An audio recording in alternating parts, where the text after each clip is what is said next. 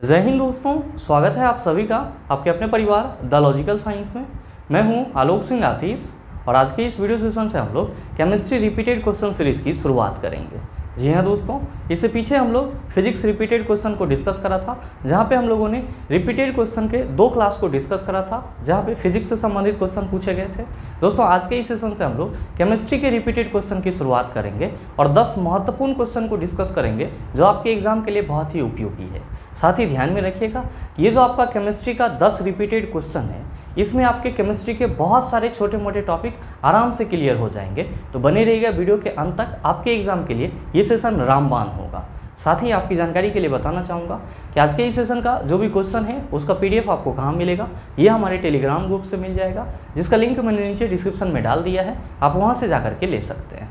बहरहाल आइए अपने सेशन की शुरुआत करते हैं और चलते हैं पहले क्वेश्चन की तरफ। आपका जो पहला क्वेश्चन है आज के इस सेशन का, क्वेश्चन नंबर 1, क्या पूछा जा रहा है आपसे पूछा जा रहा है कि निश्चित अनुपात का नियम किसके द्वारा दिया गया था। ऑप्शन है जॉन डाल्टन, दूसरा ऑप्शन है जोसेफ एल प्राउस्ट, तीसरा ऑप्शन है एनाटोल लेवोजियर और चौथा ऑप्शन है जॉन्स जैकब बर्जेलियस।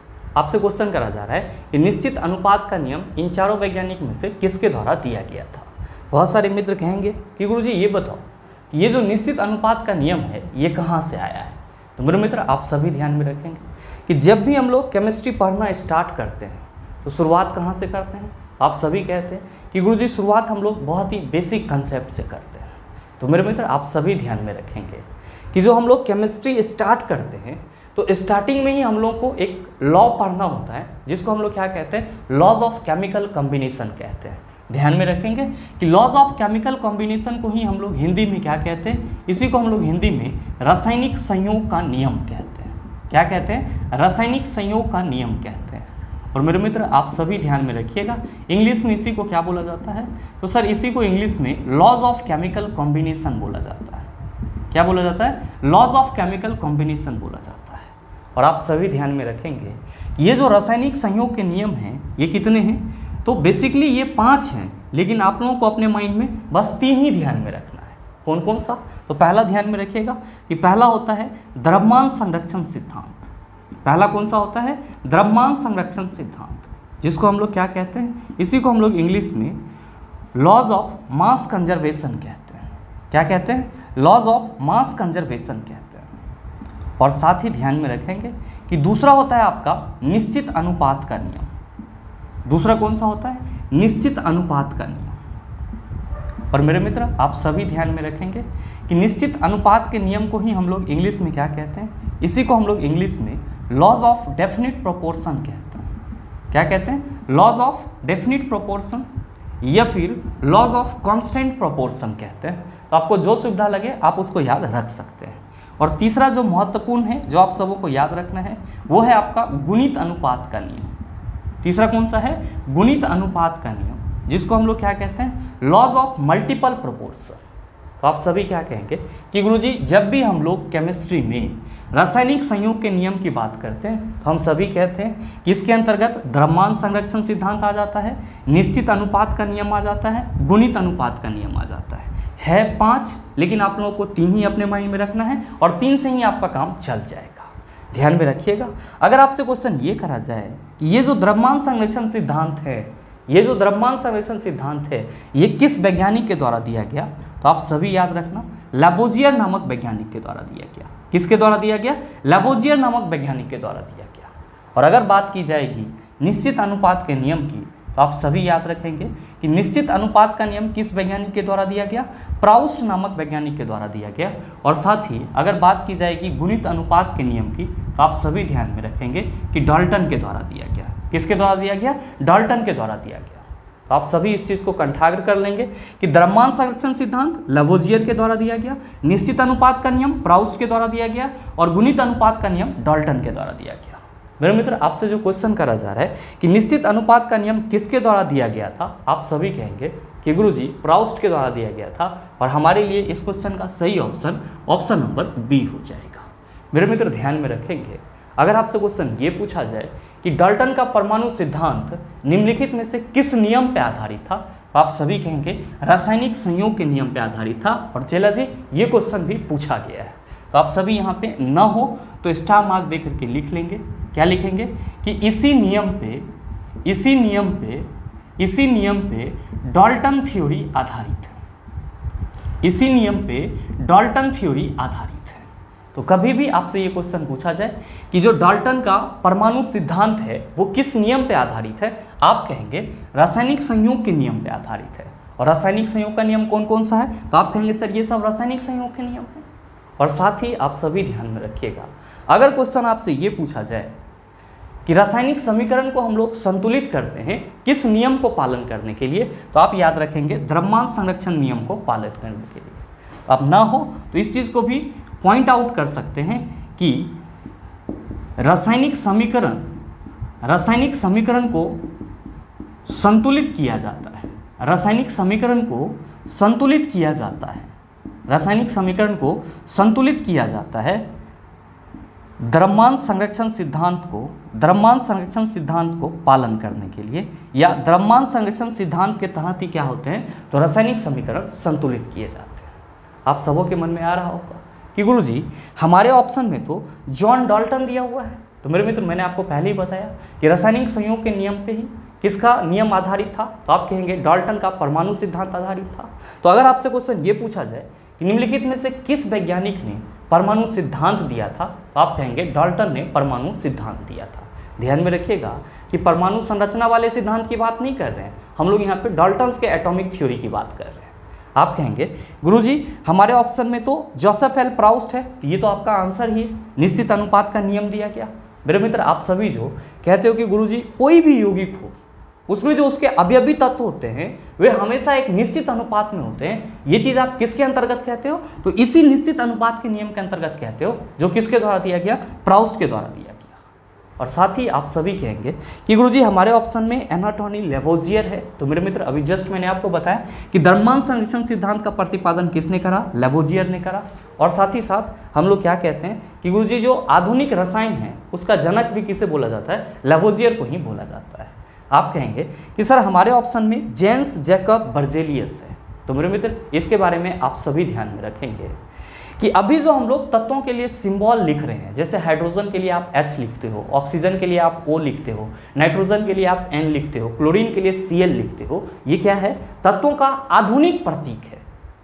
जो अभी हम लोग हाइड्रोजन के लिए H, ऑक्सीजन के लिए O, इन सब चीज़ों की बात करते हैं या तत्वों के लिए सिंबल की बात करते हैं, ये क्या है, तो तत्वों का आधुनिक प्रतीक है। और तत्वों के आधुनिक प्रतीक का जनक किसे बोला जाता है, आप सभी याद रखेंगे जे बर्जेलियस को बोला जाता है, जिसका पूरा नाम क्या है, तो जॉन्स जैकब बर्जेलियस है। तो आपके एग्जाम में ये क्वेश्चन भी पूछा गया है कि तत्वों के आधुनिक प्रतीक के जनक हैं, आप कहेंगे जे बर्जेलियस या जॉन्स जैकब बर्जेलियस। उम्मीद करते हैं समझ पाए होंगे। चलते हैं अगले क्वेश्चन की तरफ। आपका जो अगला क्वेश्चन है, क्वेश्चन नंबर 2, बड़ा ही आसान सा सवाल सर। आपसे पूछा जा रहा है कि एक इलेक्ट्रॉन में ऋणात्मक आवेश होता है। बिल्कुल सही बात है सर। ऑप्शन है कि 1.6 × 10⁻+18 कूलम। दूसरा ऑप्शन है 1.6 × 10⁻−16 कूलम। तीसरा है 1.6 × 10⁻−18 कूलम। और चौथा है 1.6 × 10⁻−19 कूलम। क्या होगा इसका आंसर? आप सभी कहेंगे कि गुरुजी ये सब चीज़ तो हम लोगों को रटा हुआ है कि इलेक्ट्रॉन पे जो ऋण आवेश होता है वो 1.6 × 10⁻−19 कूलम के बराबर होता है। तो इस हिसाब से आपके इस क्वेश्चन का सही आंसर क्या होगा? आप सभी कहेंगे सर ऑप्शन नंबर डी हो जाएगा। मेरे मित्र इस क्वेश्चन का सही आंसर क्या होगा आज के इस सेशन के लिए ये मायने नहीं रखता है। मायने ये रखता है कि हम लोग जो बात करते हैं कि गुरुजी इलेक्ट्रॉन भी होता है, प्रोटॉन भी होता है और न्यूट्रॉन भी होता है, ये तीनों हैं क्या? तो मेरे मित्र आप सभी ध्यान में रखेंगे, जब साइंस अच्छे से डेवलप नहीं था, विज्ञान आपका पूरी तरह से विकसित नहीं था, तो जो अलग अलग लोग थे वो क्या बन रहे थे, तो सर अनहरा देश का कान्हा राजा वाला हाल था। अपना अपना सब अलग थ्योरी दे रहा था, अपना अलग अलग लेक्चर दे रहा था और अपने हिसाब से चीज़ों को प्रूफ करने में लगा हुआ था। और मेरे मित्र आप सबों को मालूम है कि अगर हम लोग केमिस्ट्री स्टार्ट करते हैं तो हम लोग पहले ये सीखते हैं कि डाल्टन के अनुसार परमाणु अविभाज्य है, यानी कि परमाणु को विभाजित नहीं किया जा सकता है। जब हम लोग केमिस्ट्री पढ़ना स्टार्ट करते हैं तो हम लोग पहले यही चीज़ सीखते हैं। किसके अंतर्गत? तो डाल्टन के एटॉमिक थ्योरी के अंतर्गत। और हम लोग क्या कहते हैं कि गुरुजी किसी भी तत्व का सबसे सूक्ष्मतम कण परमाणु को बोला जाता है। बिल्कुल ही सही है सर। जब भी आपसे क्वेश्चन पूछा जाए कि किसी तत्व का सूक्ष्मतम कण क्या होता है तो आप कहते हैं परमाणु। साथ ही डाल्टन थ्योरी के अनुसार परमाणु क्या है, अविभाज्य है। मतलब ये हुआ कि परमाणु से और कोई ज़्यादा छोटा कण इस दुनिया में किसी भी पदार्थ के लिए अवेलेबल ही नहीं है। किसके अनुसार, डाल्टन के अनुसार। लेकिन मेरे मित्र, जैसे जैसे साइंस डेवलप हुआ, जैसे जैसे आपका केमिस्ट्री डेवलप हुआ, नए नए इंस्ट्रूमेंट आए, तो वैज्ञानिकों ने ये पता लगाना शुरू किया कि आखिर ये जो किसी भी पदार्थ का सबसे सूक्ष्मतम कण एटम है, ये किस चीज़ से मिलकर बना है। तो साइंस के डेवलप होने के बाद वैज्ञानिकों ने ये पता लगाया कि किसी भी तत्व का जो सूक्ष्मतम कण परमाणु यानी कि एटम है, ये एक्चुअली में 3 मौलिक कण से मिलकर बना हुआ है। और वो 3 मौलिक कण कौन कौन से हैं, तो मेरे मित्र आप सभी ध्यान में रखेंगे कि अगर हम लोग बात करते हैं मौलिक कण की, किसके मौलिक कण के चला, तो एटम के मौलिक कण की यानी कि परमाणु के मौलिक कण की, तो हम लोग क्या कहते हैं कि गुरुजी जो इलेक्ट्रॉन है और साथ ही साथ जो प्रोटॉन है और साथ ही जो न्यूट्रॉन है, ये तीनों ही क्या कहलाते हैं, परमाणु के मौलिक कण कहलाते हैं। क्या कहलाते हैं, परमाणु के मौलिक कण कहलाते हैं। मेरे मित्र आप सभी ध्यान में रखेंगे, क्योंकि परमाणु इलेक्ट्रॉन, प्रोटॉन और न्यूट्रॉन से मिलकर बना हुआ है, इसीलिए इलेक्ट्रॉन, प्रोटॉन और न्यूट्रॉन को परमाणु का उप परमाणु कण भी बोला जाता है, जिसको हम लोग इंग्लिश में क्या कहते हैं, सब एटॉमिक पार्टिकल्स कहते हैं। तो चेला जी आप सभी ध्यान में रखेंगे कि ये जो आपका इलेक्ट्रॉन, प्रोटॉन और न्यूट्रॉन है, ये क्या है, तो आप कहेंगे परमाणु के मौलिक कण हैं, और साथ ही साथ क्या हैं, तो परमाणु के उप परमाणु कण हैं। परमाणु के क्या हैं, उप परमाणु कण हैं। और चेला जी ध्यान में रखेंगे, उप परमाणु कण को ही हम लोग इंग्लिश में क्या कहते हैं, सब एटॉमिक पार्टिकल्स कहते हैं। और आपके एग्जाम में क्वेश्चन इस दोनों ही टर्म से पूछे गए हैं। आपसे क्वेश्चन पूछा गया है कि निम्नलिखित में से परमाणु का मौलिक कण है, तो आप क्या कहेंगे, गुरुजी इलेक्ट्रॉन, प्रोटॉन और न्यूट्रॉन हमारे ऑप्शन में रहा तो ठीक है, न तो अगर इस तीनों में से कोई भी हमारे ऑप्शन में होगा तो हमारा सही आंसर हो जाएगा। और अगर क्वेश्चन आपसे ये पूछा जाए कि निम्नलिखित में से परमाणु के उप परमाणु कण हैं, तो आप क्या कहेंगे कि गुरुजी अगर ये तीनों ऑप्शन में है तब तक ठीक है, और तीनों ऑप्शन में न है, इस तीनों में से कोई एक है, तो वही हमारा आंसर होगा। तो बस आप इस चीज़ को हमेशा अपने माइंड में रखिएगा कि डाल्टन के अनुसार परमाणु अविभाज्य था, यानी कि परमाणु को विभाजित नहीं किया जा सकता था। लेकिन जैसे ही साइंस डेवलप हुआ, केमिस्ट्री डेवलप करा, विकसित हुआ, तो वैज्ञानिकों ने यह पता लगाया कि एटम का मौलिक कण है, फंडामेंटल पार्टिकल्स है, वो क्या है, इलेक्ट्रॉन, प्रोटॉन और न्यूट्रॉन, और इसी को क्या बोला जाता है, सब एटॉमिक पार्टिकल्स बोला जाता है। मेरे मित्र ध्यान में रखेंगे, ऐसे आप सबों को मालूम होगा, अगर आपसे कोई ये पूछ देता है कि ये बताओ इलेक्ट्रॉन की खोज किसने करा, तो आप सभी क्या कहते हैं कि गुरुजी इलेक्ट्रॉन की खोज थॉमसन नामक वैज्ञानिक ने करा। किसने करा, थॉमसन नामक वैज्ञानिक ने करा। और मेरे मित्र अगर आपसे कोई ये पूछ देता है कि प्रोटॉन की खोज किसने करा, तो आप सभी याद रखना, गोल्डस्टीन नामक वैज्ञानिक ने करा। किसने करा, गोल्डस्टीन नामक वैज्ञानिक ने करा। बहुत सारे मित्र यहाँ पे उंगली उठाएंगे कि गुरुजी हम लोगों ने तो पढ़ा है कि प्रोटॉन के खोजकर्ता रदरफोर्ड थे। तो चला जी ध्यान में रखेंगे, सबसे पहले प्रोटॉन के बारे में एक्सप्लेनेशन गोल्डस्टीन के द्वारा किया गया।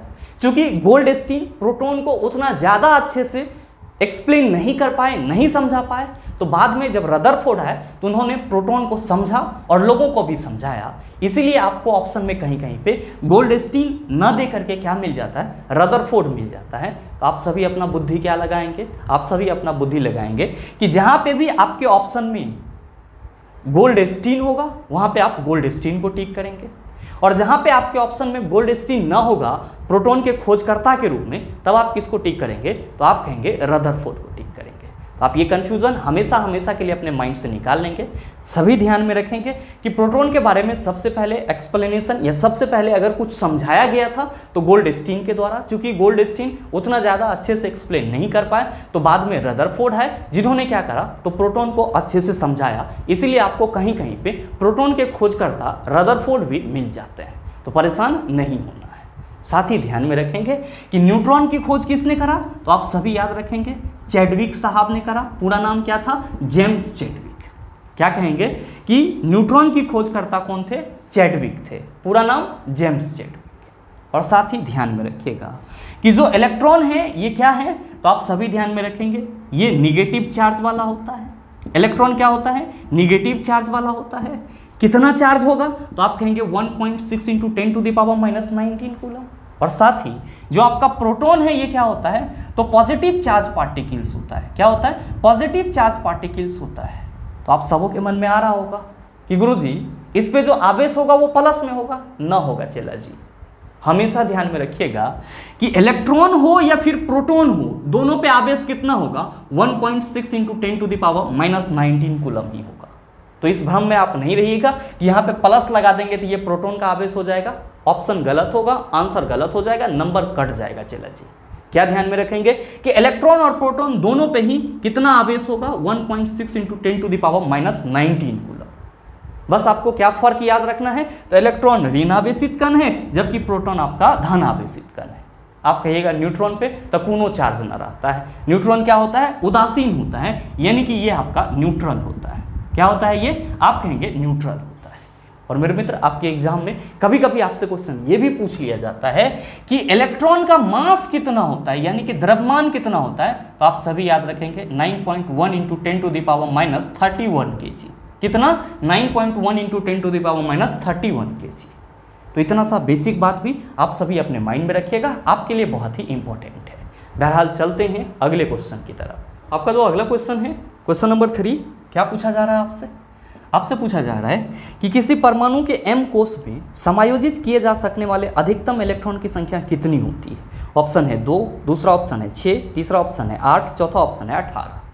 बहुत सारे मित्र इसको आसानी से सॉल्व कर लिए होंगे, लेकिन बहुत सारे मित्र यहाँ पे कंफ्यूज भी हो रहे होंगे कि हमको कैसे पता चलेगा कि m कोश में कितना अधिकतम इलेक्ट्रॉन रहेगा।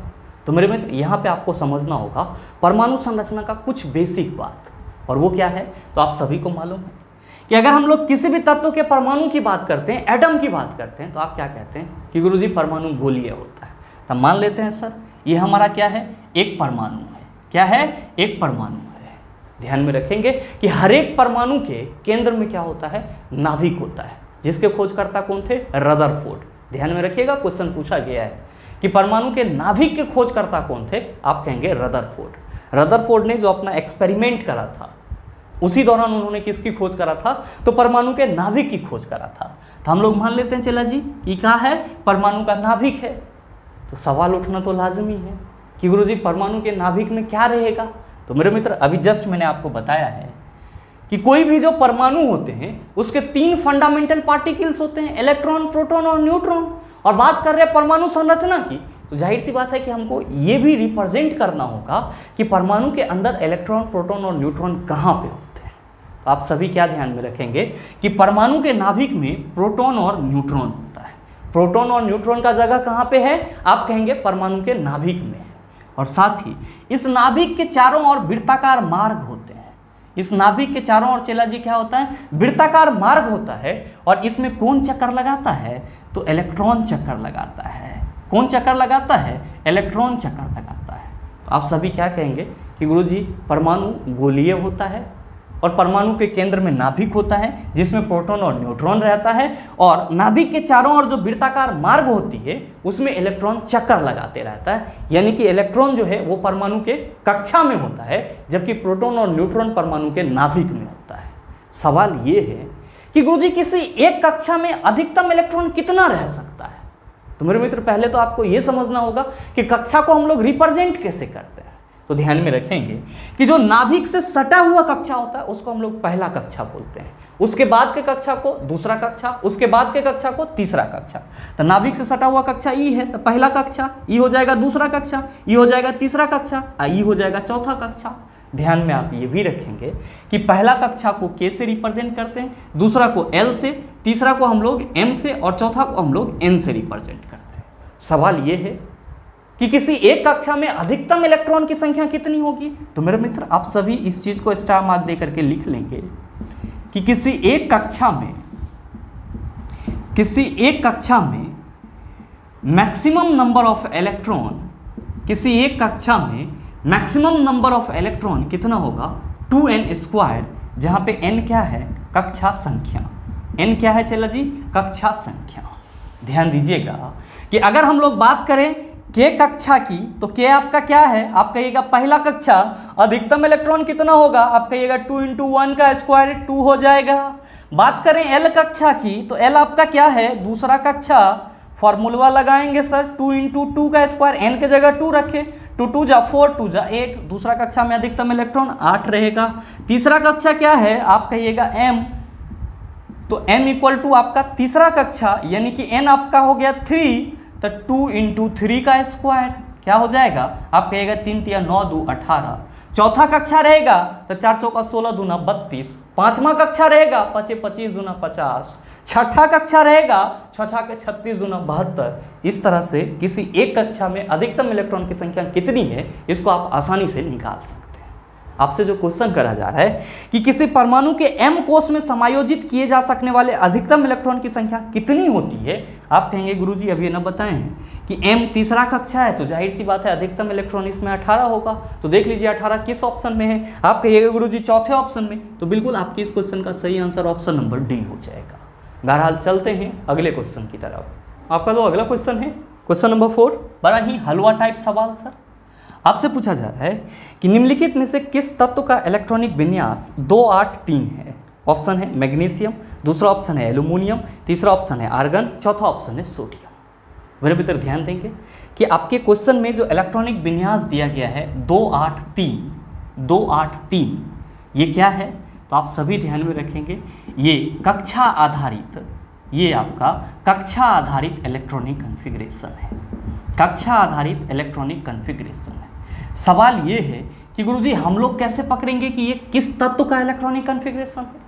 तो मेरे मित्र इलेक्ट्रॉनिक कॉन्फ़िगरेशन एक्चुअली में क्या होता है, तो आप सभी कहते हैं कि गुरुजी किसी भी परमाणु में जो कक्षा में इलेक्ट्रॉन होते हैं, किसी भी परमाणु के कक्षा में जो इलेक्ट्रॉन होते हैं वो अलग अलग कक्षा में किस तरह से व्यवस्थित होते हैं, उसी का एक स्वरूप होता है।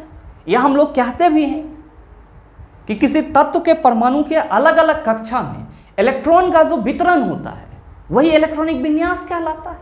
आप कहेंगे सर इसका मतलब ये हुआ कि जिस तत्व की बात की जा रही है उसके पहले कक्षा में 2 इलेक्ट्रॉन है, बिल्कुल सही सोच रहे हैं सर। दूसरे कक्षा में 8 इलेक्ट्रॉन है, बिल्कुल सही सोच रहे हैं सर। और तीसरे कक्षा में कितना है, 3, बिल्कुल ही सही सोच रहे हैं। तो जरा सा आप हमको ये बता दीजिए कि यहाँ पे टोटल नंबर ऑफ इलेक्ट्रॉन कितना है। आप कहिएगा सर ये कोनो पूछने का बात है, टोटल नंबर ऑफ इलेक्ट्रॉन तो 13 है। तो मेरे मित्र आप सभी क्या कहते हैं कि गुरुजी किसी भी तत्व का जो परमाणु संख्या होता है वो प्रोटॉन की संख्या के बराबर होता है, और किसी भी तत्व में जितना प्रोटॉन होगा उतना ही इलेक्ट्रॉन होगा। आप कह रहे हैं यहाँ पे टोटल 13 इलेक्ट्रॉन है, इससे आप क्या अंदाजा लगा रहे हैं कि गुरुजी इसमें प्रोटॉन भी 13 ही होगा। और अगर प्रोटॉन 13 है तो आप क्या कहिएगा, परमाणु संख्या भी 13 है। तो बस आपको इस तरह का कहीं पे भी इलेक्ट्रॉनिक कॉन्फ़िगरेशन दिया हुआ रहे और पूछा जाए कि ये किस तत्व का इलेक्ट्रॉनिक कॉन्फ़िगरेशन है, तो क्या करना है, टोटल नंबर ऑफ इलेक्ट्रॉन को जोड़ लेना है और ऑप्शन में मैच करवा लेना है कि कौन से तत्व का परमाणु संख्या जुड़े हुए इलेक्ट्रॉन के बराबर है। आप कहेंगे सर ऐसे करेंगे तो हमारा आंसर आ जाएगा, बिल्कुल आ जाएगा चला जी। ध्यान दीजिएगा कि मैग्नीशियम है आपका पहला ऑप्शन। मैग्नीशियम का एटॉमिक नंबर कितना होता है, 12। तो जाहिर सी बात है इसमें प्रोटॉन की संख्या कितनी होगी, 12। इलेक्ट्रॉन की संख्या कितनी होगी, आप कहेंगे 12 ही होगा। तो मैग्नीशियम आपका होगा, आप कहिएगा नहीं होगा। आपका दूसरा ऑप्शन है एल्यूमिनियम। एल्यूमिनियम का एटॉमिक नंबर कितना, आप कहिएगा 13। तो जाहिर सी बात है प्रोटॉन की संख्या भी 13, इलेक्ट्रॉन की संख्या भी 13। सही आंसर क्या होगा, आप कहेंगे सर जी एल्यूमिनियम में ना होगा। Option number B is the right answer of this question. ध्यान देंगे कि तीसरा ऑप्शन है आपका आर्गन। तो आर्गन का एटॉमिक नंबर कितना होगा, आप कहेंगे सर 18 हो जाएगा, मैच नहीं कर रहा है। चौथा ऑप्शन है आपका सोडियम। सोडियम का एटॉमिक नंबर कितना होगा, आप कहेंगे सर 11, मैच नहीं कर रहा है। मैच किससे कर रहा है, एल्यूमिनियम से। तो सही आंसर आपका क्या हो गया, ऑप्शन नंबर बी हो गया। सवाल ये है कि हम लोग कैसे लिखेंगे। तो मेरे मित्र आप सभी ध्यान में रखेंगे कि परमाणु के किसी भी कक्षा में अगर हम लोग इलेक्ट्रॉन को क्या करते हैं, भरते हैं, तो ये चीज़ किस पे डिपेंड करता है कि उस परमाणु में कितना इलेक्ट्रॉन है। जैसे एक एग्जाम्पल के सहारे अगर इस चीज़ को हम समझना चाहें तो यहाँ पे हम मैग्नीशियम का एग्जाम्पल लेंगे। अभी जस्ट आपने लिखा है कि किसी तत्व के एक परमाणु में अधिकतम इलेक्ट्रॉन की संख्या कितनी होती है, तो आप कहते हैं 2n²। तो मैग्नीशियम के पहले कक्षा में अधिकतम इलेक्ट्रॉन कितना होगा, आप कहेंगे सर नियम के अनुसार 2 होगा। दूसरे कक्षा में कितना होना चाहिए, तो आप क्या कहिएगा कि गुरुजी दूसरे कक्षा में 2 × 2 का स्क्वायर करेंगे तो 8। इसके पास 12 है, 2 आपने पहले कक्षा में डाला, तो जो आपका 8 है वो किस में चला जाएगा? आप कहेंगे दूसरे कक्षा में। दूसरे कक्षा में 8 इलेक्ट्रॉन जाना चाहिए और आपने 8 इलेक्ट्रॉन इसमें डाल दिया। क्यों? क्योंकि इसके पास उतना मात्रा में इलेक्ट्रॉन मौजूद है। अब आपके पास कितना बच जाता है? सर 2 बच जाता है। तो क्या ये 2 जो है, 2 इलेक्ट्रॉन जो बच रहा है, ये दूसरे कक्षा में आएगा? आप कहेंगे नहीं आएगा सर। जब एक पेट भर गया तभी फिर काहे लगे अपना में ठूसेगा? ये क्या करेगा? दूसरे घर को दे देगा, यानी कि दूसरे कक्षा को दे देगा। तो ये चला जाएगा सर तीसरे कक्षा में। तो हम लोग क्या कहते हैं कि मैग्नीशियम का इलेक्ट्रॉनिक कन्फिग्रेशन 2 8 2 होता है। इसी तरह अगर आर्गन की बात करें तो पहले कक्षा में 2 जाएगा, दूसरे में 8 जाएगा। आप कहेंगे 18 गो है करालन, 10 गो हमने भरा है, बचा कितना? 8। मेरे मित्र ध्यान में रखेंगे कि किसी परमाणु के बाह्यतम कक्षा में अगर 8 इलेक्ट्रॉन चला गया, मतलब वो परमाणु स्टेबल हो गया, वो परमाणु रसायन के भाषा में अमीर हो गया, उसको बहुत ज़्यादा भागदौड़ करने की जरूरत नहीं है। उस परमाणु को क्या बोला जाएगा? अस्थायी बोला जाएगा। और अस्थायी कौन से हैं? तो जितने भी अक्रिय गैस हैं वे सब के सब स्टेबल होते हैं, यानी कि अस्थायी कहलाते हैं। तो आर्गन भी तो अक्रिय गैस है, इसलिए इसके बाह्यतम कक्षा में क्या है सर? 8 इलेक्ट्रॉन, मतलब ये भी अस्थायी है आपका। इसी तरह अगर बात करें सोडियम की चेला जी, तो क्या हो जाएगा? 2 8 1 हो जाएगा, यानी कि सोडियम का कक्षा के आधार पर इलेक्ट्रॉनिक कन्फिग्रेशन क्या होगा? 2 8 1 होगा। उम्मीद करते हैं समझ पाए होंगे। चलते हैं अगले क्वेश्चन की तरफ। आपका जो अगला क्वेश्चन है, क्वेश्चन नंबर 5, बड़ा ही आसान सा सवाल सर। आपसे पूछा जा रहा है कि परमाणु के भीतर न्यूट्रॉन द्वारा प्रोटॉन पर आरोपित बल कहलाता है। ऑप्शन है नाभिकीय बल, दूसरा ऑप्शन है विद्युत स्थैतिक बल, तीसरा ऑप्शन है गुरुत्वाकर्षण बल, चौथा ऑप्शन है ज्वारीय बल। क्या कहेंगे कि गुरुजी इसी सेशन में आपने बताया है कि परमाणु के नाभिक में प्रोटॉन और न्यूट्रॉन रहता है, तो जाहिर सी बात है कि जो हमसे क्वेश्चन करा जा रहा है कि परमाणु के भीतर न्यूट्रॉन द्वारा प्रोटॉन पर आरोपित बल कहलाता है, हम लोग सीधे कह देंगे कि ये लोग नाभिक में रह रहा है, इसीलिए न्यूट्रॉन द्वारा जो प्रोटॉन पर आरोपित बल होगा वो नाभिकीय बल कहलाएगा। तो सही आंसर क्या होगा? आप कहेंगे सर पहले ही ऑप्शन में नाभिकीय बल है, तो सही आंसर हमारा ऑप्शन नंबर ए हो जाएगा। बहुत सारे मित्रों के मन में आ रहा होगा कि गुरुजी ये जो नाभिकीय बल होता है ये कैसा होता है? तो आप सभी ध्यान में रखेंगे कि नाभिकीय बल बहुत ही मजबूत बल माना जाता है। आप कहेंगे कि हमारे ऑप्शन में तो विद्युत स्थैतिक बल भी दिया हुआ है। भाई मेरे, इसी को हम लोग इलेक्ट्रोस्टैटिक फोर्स कहते हैं। क्या कहते हैं? इलेक्ट्रोस्टैटिक फोर्स कहते हैं। जब 2 चार्ज, मान लो कि ये मार्कर है और ये आपका मोबाइल है, ये दोनों चार्ज हैं और ये दोनों एक दूसरे से क्या है? कुछ दूरी पर रखे हुए हैं, तो इसके बीच में जो बल लगेगा उसी को हम लोग क्या कहेंगे? इलेक्ट्रोस्टैटिक फोर्स कहेंगे, यानी कि स्थिर वैद्युत बल कहेंगे। और ध्यान में रखेंगे हम लोग कहते भी हैं कि जब 2 चार्ज एक दूसरे से कुछ दूरी पे रखा हुआ रहता है तब उस दोनों ही चार्ज के बीच में जो बल लगता है वही क्या कहलाता है? स्थिर वैद्युत बल कहलाता है या फिर इलेक्ट्रोस्टैटिक फोर्स कहलाता है। और आप सभी क्या कहते हैं कि गुरुजी जो इलेक्ट्रोस्टैटिक फोर्स होता है ये किसके बराबर होता है? तो K × Q1 × Q2 बटा R² के बराबर होता है। आप कहेंगे गुरुजी ऑप्शन में गुरुत्वाकर्षण बल है, कहने की कोई जरूरत नहीं है। 2 द्रव्यमान युक्त ऑब्जेक्ट जब एक दूसरे से कुछ दूरी पर रखे हुए रहते हैं तो उसके बीच में जो बल लगता है वही क्या होता है? गुरुत्वाकर्षण बल। फॉर्मूला क्या होता है? तो आप कहते हैं गुरुजी F = G m1 × m2 बटा R² होता है। आप कहेंगे कि सर हमारे ऑप्शन में ज्वारीय बल भी है। तो मेरे मित्र, ज्वार भाटा के उत्पन्न होने से जो बल उत्पन्न होगा उसी को क्या बोला जाएगा? टाइडल फोर्स, यानी कि ज्वारीय बल बोला जाएगा। उम्मीद करते हैं समझ पाए होंगे। चलते हैं अगले क्वेश्चन की तरफ। आपका जो अगला क्वेश्चन है, क्वेश्चन नंबर 6, बड़ा ही आसान सा सवाल ये भी सर। आपसे पूछा जा रहा है कि डैश इलेक्ट्रॉनों की संख्या N2 में आबंध बनाने में भाग लेते हैं। ऑप्शन है 4, दूसरा ऑप्शन है 2, तीसरा ऑप्शन है 6, चौथा ऑप्शन है 3। मेरे मित्र, आपसे क्वेश्चन करा जा रहा है कि टोटल इलेक्ट्रॉन की संख्या कितनी होती है जो N2 में आबंध बनाने में भाग लेते हैं। आप कहेंगे कि गुरुजी ये हमको कैसे पता चलेगा? मेरे मित्र, आसानी से पता चल जाएगा। जरा सा आप हमको ये बताओ कि कोई भी तत्व किसी दूसरे तत्व के साथ क्यों जुड़ता है? तो आप कहते हैं कि गुरुजी इसलिए जुड़ता है ताकि वो अस्थायी हो सके। हम लोग भी किसी के साथ जुड़ेंगे, ग्रुप डी का एग्जाम क्रैक कर लोगे चला तो किसके साथ जुड़ोगे? इंडियन गवर्नमेंट के साथ जुड़ोगे। इंडियन गवर्नमेंट का अलग डिपार्टमेंट है रेलवे, उसके साथ जुड़ोगे। किस लिए जुड़ोगे? तो आप कहोगे सर हम भी थोड़ा अस्थायी हो जाएंगे और रेलवे का जो काम है उसको भी थोड़ा अस्थायी कर देंगे। आप जुड़ेंगे तो कोई ना कोई कार्य करेंगे, जिससे क्या होगा? तो सर जो रेलवे का वर्क है या जो उसका कार्य करने का ढर्रा है वो सही होगा। भर्ती तो इसीलिए की जा रही है। तो मेरे मित्र ध्यान में रखेंगे कि केमिस्ट्री में जिस तरह आप अपने आप को सफल बनाने के लिए या स्टेबल बनाने के लिए पढ़ाई करते हो, जॉब करते हो, उसी तरह केमिस्ट्री में जब दो तत्व आपस में जुड़ते हैं तो वे अपने आप को अस्थाई बनाने का कोशिश करते हैं। और यहाँ पे जो आपका N2 की बात की जा रही है, एक्चुअली में ये N2 क्या है? ये N2 अणु है। क्या है सर? अणु है। किसके अणु हैं? तो सर ये नाइट्रोजन के अणु हैं। और चेला जी इसमें कहीं से कोई शक ना है कि आप सबों को ये मालूम ना हो कि अणु कब बनेगा। आप कहेंगे गुरुजी जब दो परमाणु आपस में जुटेगा। अणु कब बनेगा? आप कहेंगे जब दो परमाणु आपस में जुटेगा। आप सभी क्या कहिएगा कि गुरुजी N2 अणु बनेगा, मतलब क्या कि नाइट्रोजन के दो परमाणु जुटेंगे। N2 अणु बनेगा तो नाइट्रोजन के दो परमाणु जुटेंगे। बिल्कुल सही सोच रहे हैं। सवाल ये है कि ये दोनों कैसे जुटेंगे? तो मेरे मित्र ये दोनों अपने वैलेंसी का आदान प्रदान करेंगे। आप सबों ने कई बार पढ़ा होगा कि किसी भी तत्व की जो संयोजकता होती है, किसी भी तत्व की जो संयोजकता होती है वो उसकी क्या कहलाती है? कंबाइनिंग कैपेसिटी कहलाती है। यानी कि किसी दूसरे तत्व के साथ जुड़ने की शक्ति कहलाती है। संयोजकता क्या होता है? तो किसी भी तत्व के द्वारा उसके बाह्यतम कक्षा से जितना इलेक्ट्रॉन का लॉस या फिर गेन किया जाता है वही उसकी क्या होती है? तो आप कहते हैं संयोजकता होती है। तो सवाल ये है कि यहाँ पे गुरुजी नाइट्रोजन का संयोजकता कितना होगा? तो मेरे मित्र जब आप नाइट्रोजन के एटॉमिक नंबर की बात करते हैं तो क्या कहते हैं? आप सभी कहते हैं कि गुरुजी नाइट्रोजन का जो एटॉमिक नंबर होता है वो होता है 7। और कॉन्फ़िगरेशन अगर हम लिखते हैं कक्षा के आधार पे तो क्या कहते हैं? पहले कक्षा में 2 इलेक्ट्रॉन गया, दूसरे में कितना जाएगा? आप कहिएगा 8 जाएगा।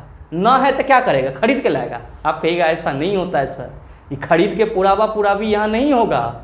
यहाँ पे जितना बच गया है वो दूसरा कक्षा में चल जाएगा। तो चला जी कितना बचा है? तो सर 7 में से 2 गो पहला में चल गया, 5 गो बचा। तो लीजिए पहला दूसरा कक्षा में आपका 5 इलेक्ट्रॉन चला गया। मैंने क्या बोला कि किसी भी तत्व के परमाणु के बाह्यतम कक्षा के द्वारा जितना इलेक्ट्रॉन लॉस या फिर गेन किया जाएगा वही उसकी क्या कहलाएगी? संयोजकता। तो सवाल ये है कि इसके बाह्यतम कक्षा में कितना इलेक्ट्रॉन को लॉस या गेन किया जाएगा?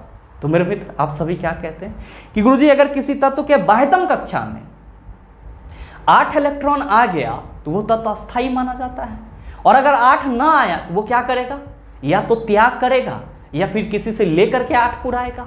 तो यहाँ पे देखो कि सर 5 इलेक्ट्रॉन है, तो ये 5 को त्याग कर देगा। आप कहेंगे सर संभव नहीं है। ये क्या करेगा? 3 इलेक्ट्रॉन किसी से ले लेगा। तो 3 इलेक्ट्रॉन किसी से ले लेगा, जिसके बाह्यतम कक्षा में कितना इलेक्ट्रॉन हो जाएगा? चला जी आप कहेंगे 8, अस्थाई हो गया।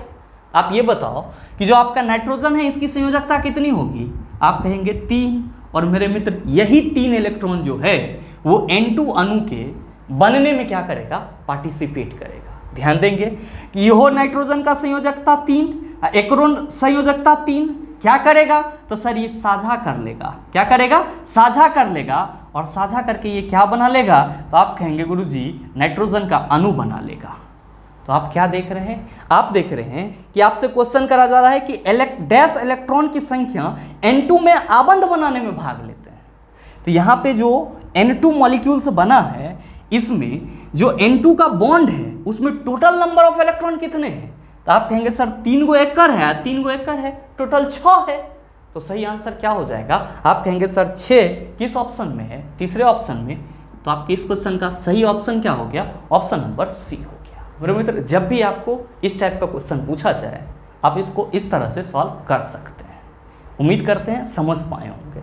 चलते हैं अगले क्वेश्चन की तरफ। आपका जो अगला क्वेश्चन है क्वेश्चन नंबर 7, क्या पूछा जा रहा है आपसे? आपसे पूछा जा रहा है कि निम्नलिखित में से कौन सा कथन सही या गलत नहीं है। ध्यान दीजिएगा कि यहाँ पे आपका स्टेटमेंट है कि एक अम्ल जो पूरी तरह से आयनों से आयनित हो जाता है वह H+ आयनों का बड़ी मात्रा में उत्पादन करता है। उदाहरण के लिए HCl, H2SO4, HNO3। साथ ही आपका दूसरा स्टेटमेंट है कि एक अम्ल जो आंशिक रूप से जल में आयनित हो जाता है वह H+ आयनों का कम मात्रा में उत्पादन करता है। उदाहरण के लिए CH3, COOH, H2CO3, H2SO3। क्या होगा इसका आंसर? आप कहेंगे गुरुजी इस दोनों स्टेटमेंट को पढ़ के हम कुछ समझ ही नहीं पाए। मेरे मित्र परेशान नहीं होइएगा। आप सबों को बस इतना मालूम होना चाहिए कि जब भी हम लोग बात करते हैं किसकी चला जी, एसिड की यानी कि अम्ल की, तो आप सभी क्या कहते हैं, आप सभी कहते हैं कि गुरुजी अम्ल वे पदार्थ होते हैं जो पानी में घुलने पर क्या देते हैं, आप कहते हैं H+ आयन देता है। हमेशा ध्यान में रखिएगा, बहुत सारे मित्र कहते हैं कि गुरुजी कोई चीज़ अम्ल है, इसको हम कैसे पहचानेंगे। तो चला, कोई भी आपका यौगिक जिसमें H+ आयन मौजूद होगा आप उसको क्या कहेंगे, अम्ल कहेंगे। या कोई भी यौगिक जो जल में घुलने पर H+ आयन देगा वो क्या कहलाएगा, अम्ल कहलाएगा। ध्यान में रखिएगा। और आप सबों ने ये भी पढ़ा होगा कि जो अम्ल होते हैं H+ आयन क्षमता देने के आधार पर 2 कैटेगरी में बटे होते हैं। कौन कौन सा, तो हम लोग कहते हैं कि गुरुजी एगो होता है प्रबल अम्ल, ध्यान में रखेंगे, इसी को हम लोग क्या कहते हैं, स्ट्रॉन्ग एसिड कहते हैं। क्या कहते हैं, प्रबल अम्ल। और दूसरा होता है आपका दुर्बल अम्ल, जिसको हम लोग क्या कहते हैं, तो दुर्बल अम्ल को हम लोग वीक एसिड कहते हैं। क्या कहते हैं, वीक एसिड कहते हैं। और नो डाउट आप सबों ने कई बार याद भी करा होगा कि on the basis of H+ ion acid are categorise into 2 group, strong acid और वीक एसिड। मेरे मित्र आप सभी ध्यान में रखेंगे कि जब हम लोग प्रबल अम्ल यानी कि स्ट्रॉन्ग अम्ल की बात करते हैं तो वैसा अम्ल जो जल में घुलने पर बहुत ज्यादा H+ आयन प्रदान करता है उसको हम लोग क्या कहते हैं, प्रबल अम्ल कहते हैं। बहुत ज्यादा लाग लपेटा नहीं है, बस सिंपल में याद रख लेना है कि जल में एकरा डुबाएंगे तो ये बहुत ज्यादा H+ आयन देगा। जो हमारा स्ट्रॉन्ग एसिड होगा जब इसको जल में घुलाया जाएगा तो ये क्या करेगा, बहुत ज्यादा H+ आयन देगा। और जो हमारा दुर्बल अम्ल होगा जब इसको जल में घुलाया जाएगा ये क्या देगा, कम H+ आयन देगा, कम H+ आयन देगा। और चला जी कहने की कोई ज़रूरत नहीं है, जब हम लोग बात करते हैं स्ट्रॉन्ग एसिड के एग्जाम्पल की तो आप कहते हैं गुरुजी H2SO4, HCl, ये सब के सब क्या कहलाते हैं, तो सर स्ट्रॉन्ग एसिड कहलाते हैं। HNO3 नाइट्रिक एसिड जिसको बोलते हैं ये भी क्या है, आप कहते हो सर स्ट्रॉन्ग एसिड है। और अगर वीक एसिड की बात करते हैं तो CH3COOH एसिटिक एसिड जिसको आप बोलते हैं। सर जो आपका H2SO3 सल्फ्यूरस एसिड होता है, जो आपका H2CO3 कार्बोनिक एसिड होता है, ये सब के सब क्या कहलाते हैं, सर वीक एसिड कहलाते हैं। तो जाहिर सी बात है कि जल में डिसॉल्व करेंगे तो कम H+ आयन देगा। चला जी दोनों स्टेटमेंट भी तो यही कह रहा है, आपको दोनों स्टेटमेंट में चूज करना है कि सही है या गलत है। तो पहला स्टेटमेंट है कि एक अम्ल जो पूरी तरह से आयनों से आयनित हो जाता है वह H+ आयनों का बड़ी मात्रा में उत्पादन करता है। उदाहरण के लिए HCl, H2SO4, HNO3। आप कहेंगे सर स्टेटमेंट ये सही है क्योंकि ज्यादा मात्रा में H+ आयन देगा तो स्ट्रॉन्ग एसिड होगा। एंड जो आपका HCl, H2SO4 और HNO3 किसका एग्जाम्पल है, आप कहेंगे सर प्रबल अम्ल का एग्जाम्पल है। तो पहला स्टेटमेंट बिल्कुल ही सही है। दूसरा स्टेटमेंट सर कि एक अम्ल जो आंशिक रूप से जल में आयनित हो जाता है वह H+ आयनों का कम मात्रा में उत्पादन करता है। और उदाहरण CH3COOH, H2CO3, H2SO3। आप कहेंगे सर दूसरा स्टेटमेंट भी बिल्कुल ही सही है। इस हिसाब से आपका स्टेटमेंट ए भी सही है, स्टेटमेंट बी भी सही है। देख लीजिए किस ऑप्शन में लिखा हुआ है, आप कहेंगे कि गुरुजी ए और बी दोनों सही है, ये हमारे दूसरे ऑप्शन में लिखा हुआ है। तो बिल्कुल आपके इस क्वेश्चन का सही आंसर ऑप्शन नंबर बी हो जाएगा। उम्मीद करते हैं समझ पाए होंगे। चलते हैं अगले क्वेश्चन की तरफ। आपका जो अगला क्वेश्चन है क्वेश्चन नंबर 8, क्या पूछा जा रहा है आपसे, आपसे पूछा जा रहा है कि निम्नलिखित में से कौन सा कथन अम्ल के बारे में सत्य नहीं है। ध्यान दीजिएगा कि आपका पहला ऑप्शन है कि यह जलीय माध्यम यानी कि तरल अवस्था में H+ का निर्माण करता है। आप कहेंगे सर अभी जस्ट आपने बताया है कि जब अम्ल को जल में घुलाया जाता है तब ये क्या देता है, H+ आयन देता है। तो ये बात आपका क्या है सर, सही है। आपका दूसरा ऑप्शन है कि ये स्वाद में कड़वा होता है। आप कहेंगे गुरुजी यही तो गलत कर दिया, अम्ल का स्वाद खट्टा होता है, जबकि यहाँ पे क्या कहा जा रहा है कि ये स्वाद में कड़वा होता है। तो कहीं ना कहीं क्या है सर, गलत है। तो आपको दूसरे ऑप्शन में ही अम्ल के बारे में गलत स्टेटमेंट मिल गया। तो आप बताओ सही आंसर क्या होगा, आप कहेंगे सर ऑप्शन नंबर बी हो जाएगा। हमेशा ध्यान में रखिएगा कि अम्ल का स्वाद खट्टा होता है जबकि बेस यानी कि भस्म का स्वाद कैसा होगा, कड़वा होगा। आप कहेंगे कि गुरुजी तीसरा ऑप्शन सही है क्या? बिल्कुल सही है चला जी। इसमें कहा जा रहा है कि ये नीले लिटमस को लाल में परिवर्तित करता है, बिल्कुल ही सही है सर। और चौथा ऑप्शन है आपका कि हाइड्रोजन और कार्बन डाइऑक्साइड और लवण का निर्माण करने के लिए धातुओं और बाइकार्बोनेट के साथ अभिक्रिया करता है। आप कहेंगे सर ये बात भी सही है, क्योंकि अम्ल जब धातु के साथ अभिक्रिया करती है तब क्या करती है? तो आप कहते हैं हाइड्रोजन गैस रिलीज करती है। और जब अम्ल धातु के कार्बोनेट या बाइकार्बोनेट के साथ अभिक्रिया करती है तब ये कार्बन डाइऑक्साइड गैस रिलीज करती है। तो कहीं ना कहीं अम्ल के बारे में ऑप्शन ए, सी और डी बिल्कुल ही सही हैं, जबकि ऑप्शन बी क्या है? गलत है। बहरहाल चलते हैं अगले क्वेश्चन की तरफ। आपका जो अगला क्वेश्चन है क्वेश्चन नंबर 9, बड़ा ही हलवा टाइप सवाल सर। आपसे पूछा जा रहा है कि निम्न में से कौन सी धातु उभयधर्मी ऑक्साइड बना सकती है?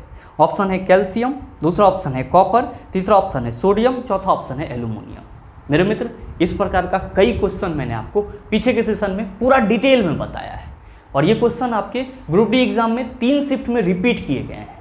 और इस क्वेश्चन का आंसर आप सबों से जानने की इच्छा रखूंगा, और साथ ही साथ आप ये भी बताइएगा कि आपके इस ऑप्शन में से जो आपका उभयधर्मी धातु है उसका ऑक्साइड क्या होता है, उसका फॉर्मूला क्या होता है, इस चीज़ को भी नीचे कमेंट करके जरूर बताइएगा। आपके कमेंट का इंतजार रहेगा। बहरहाल चलते हैं अगले क्वेश्चन की तरफ। आपका जो अगला क्वेश्चन है क्वेश्चन नंबर 10, क्या पूछा जा रहा है आपसे? आपसे पूछा जा रहा है कि मेंडलीव की आवर्त सारणी में तत्वों के गुणों को उनके डैश का आवधिक स्वभाव माना जाता है। ऑप्शन है परमाणु संख्या, दूसरा ऑप्शन है परमाणु द्रव्यमान, तीसरा ऑप्शन है परमाणु के आकार, चौथा ऑप्शन है आयनीकरण एंथैल्पी। और मेरे मित्र, आप में से बहुत सारे मित्र इस क्वेश्चन को जानते हुए भी गलत करके आते हैं, लेकिन इस सेशन के बाद से आपको गलत नहीं करना है। आप सबों को मालूम है कि जो आपका पीरियोडिक टेबल है, जिसको आप शॉर्ट फॉर्म में पीटी बोलते हो, ये किसी एक वैज्ञानिक का नहीं है, और इसको बनाने में बहुत सारे वैज्ञानिकों ने अपना अलग अलग योगदान दिया है। और अगर हम लोग बात करते हैं पीरियोडिक टेबल बनाने के प्रारंभिक प्रयास की, तो उसमें किसका नाम सबसे पहले आता है? तो आप कहते हैं डॉबरेनर का आता है। फिर कौन आता है? तो आप कहते हैं कि गुरुजी न्यूलैंड आता है।